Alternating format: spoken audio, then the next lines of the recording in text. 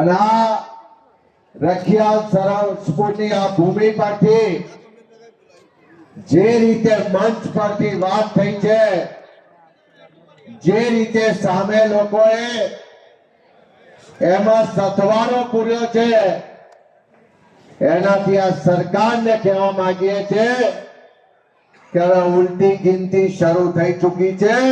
December 2027 માં જે નારો છે કે વોટ ચોરો ગદ્દી છોડો, એની ઉલટી ગિનતી આજથી શરૂઆત થઈ ચૂકી છે। આપણા સાથીઓની જોડે મળી લડ્યો છું। અડધી રાતનો હોકારો થયો આવશે તમારી જોડે, બરાબર? તો સાથે મળીને લડીએ। હું નારો બોલાવીશ, લડેંગે, તમે કહેશો જીતેંગે, પણ કેવું આત્માથી અવાજ આવવો જોઈએ।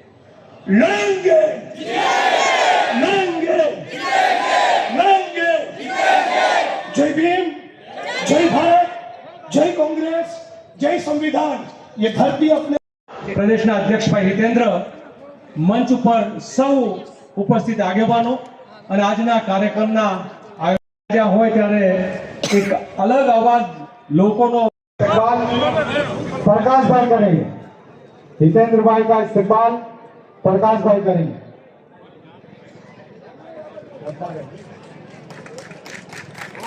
सोनल बेन का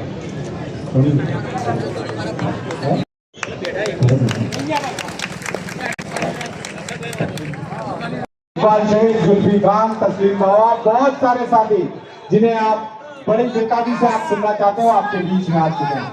खौफ नहीं जिसे मुरझाने का, लोग स्कूल के साथ खड़ा પીઠડિયા તેમજ તમામ કોર્પોરેટરશ્રીઓ અને અહીંયા આવેલા તમામ નવા વોર્ડ પ્રમુખોનું સ્વાગત છે। અને આપ સૌ જે પીડિત ઈશનપુર, બાપુનગર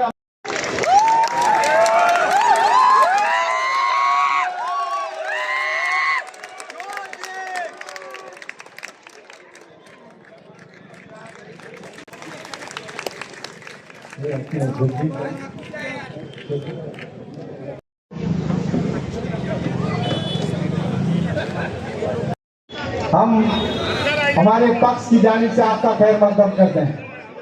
सबसे पहले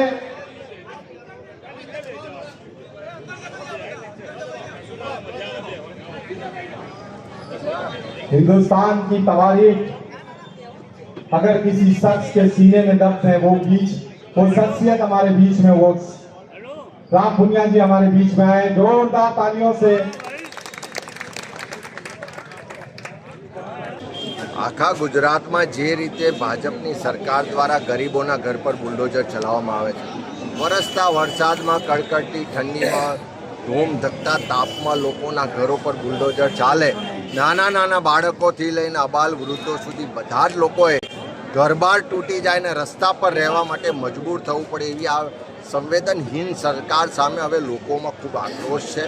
તમે અમદાવાદના વિવિધ વિસ્તારો જુઓ, ચંડોળા જુઓ, જુહાપુરા જુઓ, ઓઢવ જુઓ, સાબરમતી જુઓ કે ચાંદખેડા કે બધા જ વિસ્તારોમાં, અને ગુજરાતમાં પણ અંબાજી હોય કે દ્વારકા હોય કે સોમનાથ હોય કે આખા ગુજરાતમાં જે રીતે લોકોના ઘરો પર બુલડોઝર ચાલે છે, ગરીબ સામાન્ય લોકોને એવું લાગે છે કે કોઈ ઉદ્યોગપતિના ઘર પર બુલડોઝર ચાલતું નથી, કોઈ પૈસાદારના દબાણો પર તોડવામાં આવતા નથી, કોઈ ભાજપના નેતાઓના દબાણો પર બુલડોઝર ચાલતા નથી, ને દબાણના નામે લોકો જે પેઢીઓથી જે ઘરોમાં રહે છે, ઘરો તોડવામાં આવે છે।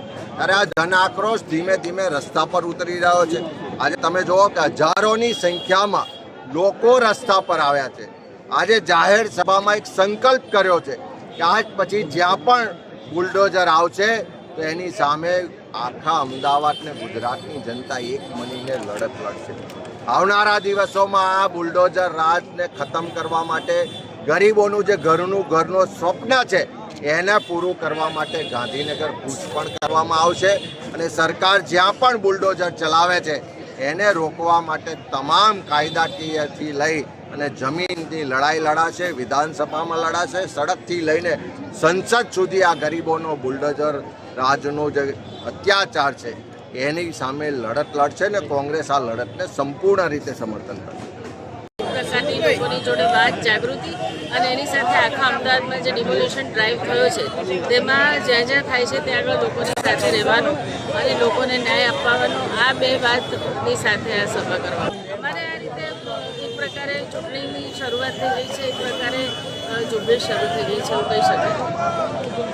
ભારતીય જનતા પાર્ટીના ભ્રષ્ટ નેતાઓ, આગેવાનોના અનેક ઇલીગલ સ્ટ્રક્ચર, ગેરકાયદેસર મકાનો, બાંધકાનો, દુકાનો એને નથી તોડતા અને ગરીબ આદિવાસી, ઓબીસી, દેવી પૂજક, મુસ્લિમ, ઠાકોર, માલધારી આ ગરીબોનું કચ્ચર ઘાણ વાળવાનો લાગે છે કે ભારતીય જનતા પાર્ટીની સરકારને મૃદુ થઈને ફરતા મુખ્યમંત્રી ભૂપેન્દ્ર પટેલે સંકલ્પ લીધો છે.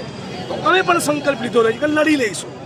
ઘરની સામે ઘર મળશે અને કોંગ્રેસનું એક સિપાહી કાર્યકર્તા આગેવાન જ્યાં પણ ગરીબ માણસનું ઝૂંપડું કે ઘર તૂટતું છે તો લડશે. આનું આહવાન કરવા 15 ઓક્ટોબરના દિવસે મુખ્યમંત્રીના પગલે ઘેરાવ કરવાના છે. એનો આજની રખિયાલની સભામાં સંકલ્પ કર્યો છે. આવતીકાલથી એની તૈયારી શરૂ.